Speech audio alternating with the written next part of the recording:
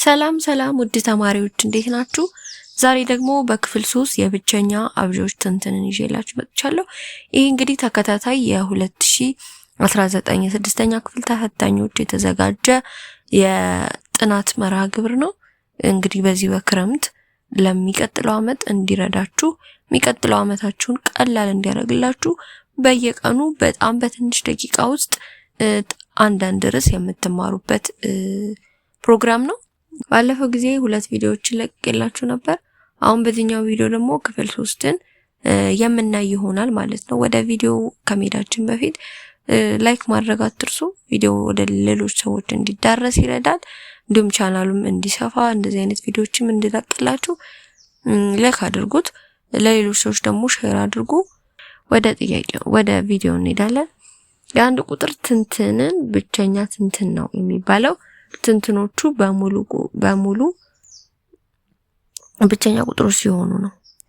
የአንድ ቁጥር ትንትንን ብቸኛ ትንትን ነው የሚባለው። ትንትኖቹ በሙሉ ወይም ደግሞ አካፋዮቹ በሙሉ ብቸኛ ቁጥሮች ሲሆኑ ቁጥሩ ብቸኛ ቁጥር ትንትን እንለዋለን ማለት ነው። ለምሳሌ እንስራ ጥያቄ። አይዲያው ይሄ ነው። በጥያቄ እንየው። ከዚህ በታች የተዘረዘሩት ሙሉ ቁጥሮች በብቸኛ ትንትን ጻፉ ይላል። እንግዲህ 500ን በብቸኛ ትንትን ለመጻፍ ምን ማድረግ ነው? በብቸኛ ቁጥሮች ብቻ እናካፍላታለን። ለ2 ለ3 ለ5 ለ7 ብቸኛ ቁጥሮች አይተናል። ብቸኛ ቁጥር ምንድነው የሚለው ማታውቁ ልጆች ካላችሁ ከላይ ቪዲዮ አስቀምጥላችኋለሁ። ባለፈው በክፍል 1 እና በክፍል 2 የሰራሁት ስለ ብቸኛና ተተንታኝ ቁጥሮች ነው። እሱን መጀመሪያ ብታዩት የተሻለ ነው። 500 ለ2 እናካፍለው 250 ይሆናል። ከዛ 250 ለ2 ስናካፍለው 125 ይሆናል። 125 ደግሞ ለ2 አይከፈልም። አሁን ለ5 ስናካፍለው 125 ለ5 ሲካፈል 25 ይሆናል። 25 ለ5 ስናካፍለው አሁንም 5 ጊዜ ይሆናል። በቃ 5 ብቸኛ ቁጥር ነው። መጨረሻው ብቸኛ ቁጥር እስኪመጣ ድረስ እንጽፋለን። ጨረስን ማለት ነው። ከዛ ይሄንን እንደዚህ በአብዢ ከጻፍነው በኋላ በብቸኛ ትንትን ስንጽፈው እንዴት ይሆናል ማለት በብቸኛ ቁጥር ትንትን ሲጻፍ ስንት ጊዜ ሁለት አለ? ሁለት አለ። 5 ደግሞ እዚህ ከዚህ ከመጨረሻው ጋር 3 5 አለ ማለት ነው። ስለዚህ 2 ርቢ 2 ቁጥር ስለሆነ ሲባዛ 5 ርቢ 3 የሚለው ከማን ጋር እኩል ነው? ከ500 ጋር እኩል ነው ማለት ነው። ይሄ ነው ብቸኛ ቁጥር ብቸኛ ትንትን የሚባለው። 500 እንደዚህ ነው። 320 እንስራ። ለ2 160 ይሆናል። ከዛ 160 ደግሞ ለ2 ስናካፍለው 80 ይሆናል። 80 በ2 ስናካፍለው 40 ይሆናል። 40 በ2 20 ነው። 20 በ2 10 ነው። 10 በ2 5 ይሆናል። አለቀ ማለት ነው። ስንት ሁለት አለ?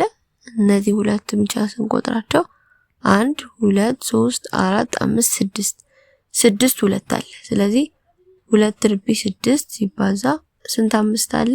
1 5። ይሄ ከማን ጋር እኩል ይሆናል? ከ320 ጋር እኩል ይሆናል ማለት ነው።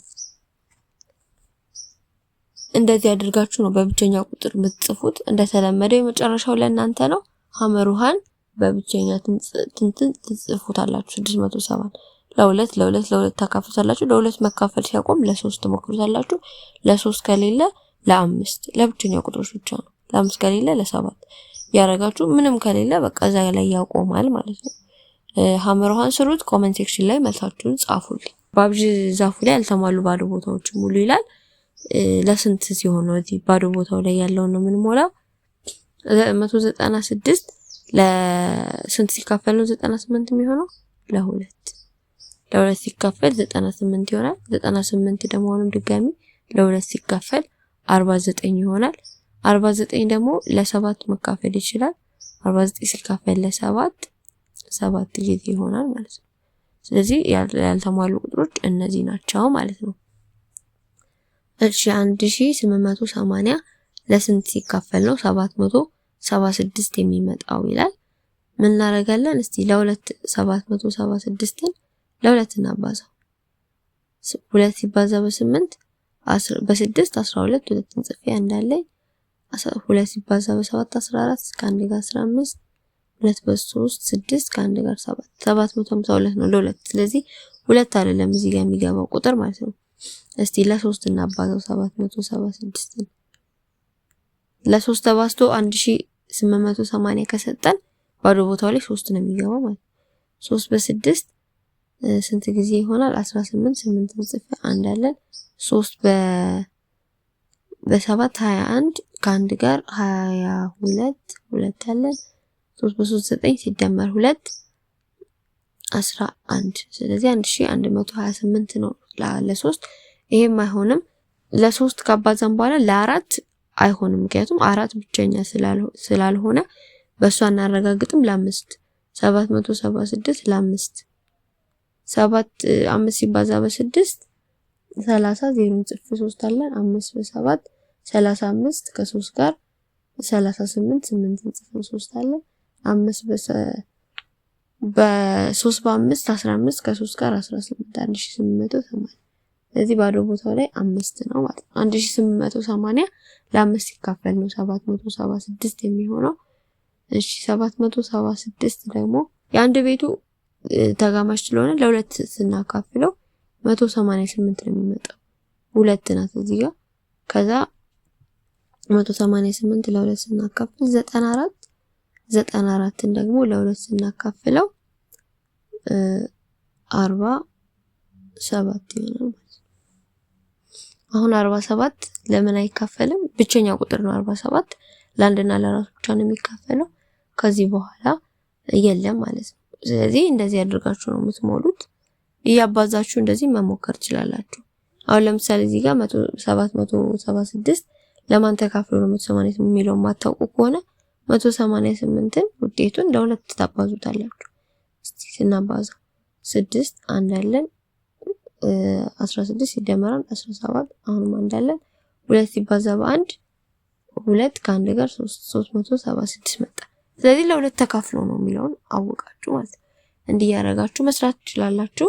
ተማሪዎች በዚህ ቪዲዮ ይዤላችሁ የመጣሁት ይህንን ይመስል ነበረ። በአብዥ ዛፍ እንዴት መጻፍ እንችላለን የሚለውን ነገር ነው በዚህኛው ቪዲዮ ይዤላችሁ የመጣሁት። ተተንታኝ ቁጥሮችን በብቸኛ ቁጥር በመጠቀም መጻፍ በአብዥ ዛፍ እንሰራውና ከዛ በኋላ በትንትን ደግሞ ቅድም እንዳሳየዋችሁ እዚህ ጋር በእንደዚህ አይነት መንገድ ደግሞ መጻፍ ትችላላችሁ። ለምሳሌ አሁን የሰራነውን በሁለት ስንት ጊዜ አለ? ሁለት ጊዜ 2 ርቢ 2 ሲባዛ 7 ስንት ጊዜ አለ? 2 ጊዜ 7 ርቢ 2 ይሄ ከ196 ጋር እኩል ነው ብታባዙት። ይሄኛው ደግሞ 5 ስንት ጊዜ አለ? አንድ ጊዜ 5 ሲባዛ 2 ስንት ጊዜ አለ? 3 ጊዜ 2 ርቢ 3 ሲባዛ መጨረሻውም ትወሰዳለች 47 ከማን ጋር እኩል ነው? ከ1880 ጋር እኩል ይሆናል ማለት ነው። እንደዚህ አድርጋችሁ መጻፍ ትችላላችሁ። እንግዲህ በዚህ ቪዲዮ ይዤላችሁ የመጣሁት ይህንን ነበረ። በሚቀጥለው ደግሞ ቀጣዩን ክፍል ይዤላችሁ እመጣለሁ። መጻፋችሁን እያያችሁ መጻፋችሁ ላይ ያሉ መልመጃዎችን እያያችሁ መከታተል ትችላላችሁ። እንግዲህ እስካሁን በክፍል 3 ድረስ የሰራሁላችሁ ማትስ ጥያቄ ነው። ሌላ ሳብጀክት ደግሞ ይሄኛው ሳብጀክት ከመጀመሪያው ጀምሮ እንደዚህ በክፍል ይሰራልን የምትሉት ካለ ኮሜንት ሴክሽን ላይ ወይም ደግሞ ከታች ዲስክሪፕሽን ላይ ባለው ቴሌግራም ማነጋገር ትችላላችሁ ማለት ነው።